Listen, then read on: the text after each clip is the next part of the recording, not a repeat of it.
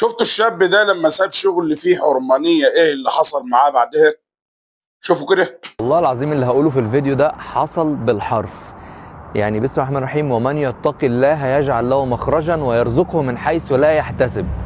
كنت في تصوير من كام يوم وكونفirmation وكل حاجه، وبعد ما رحت اللوكيشن اكتشفت ان التصوير اللي انا رايحه ده تبع حاجه انا مش هينفع اصور ليها.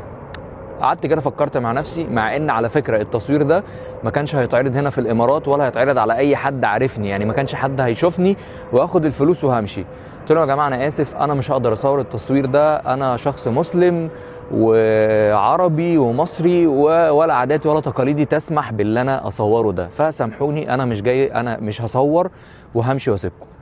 قالوا لي لا اقعد، طب شوف الحل. مشيت تمام.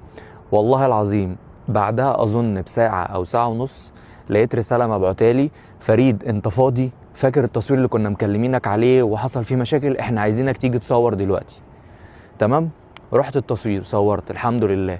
الاقي رساله من نفس الناس اللي انا كنت بصور معاهم الصبح يقولوا لي: فريد احنا we totally understand your situation واحنا حابين نعتذر لك. شركه الانتاج نفسها بتبعت لي وبتقول لي ممكن حساب البنك بتاعك هنبعت لك فلوس علشان انت بس حجزت يومك وجيت لنا وما صورتش. فانا عايز اقول لكم يا جماعه والله العظيم رزقك جاي لك جاي لك، وما تاخدش رزقك بالحرام. يعني انا عايز اقول لك انا لو كنت صورت التصوير ده ما كانش حد هيعرف، بس انا قدام نفسي كنت هبقى وقعت، يعني سقطت من نظري، كنت هلوم نفسي لوم كبير جدا.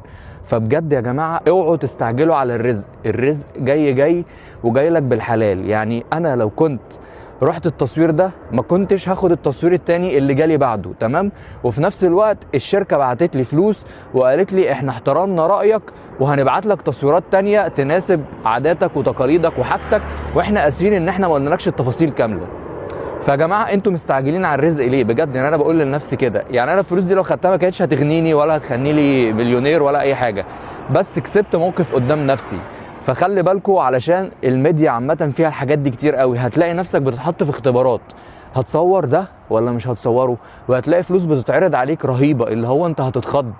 طب ما اعملها ومحدش هيشوفها.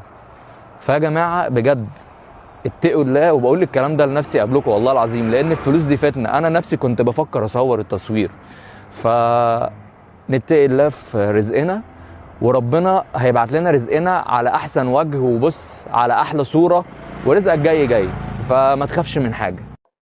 عاوزين كلنا نغير من نفسنا يا اخوانا، ويبقى عندنا يقين ان رزقك الحلال اللي معاه بركة افضل من الحرام اللي هيجي معاه انتكاسة في كل شيء.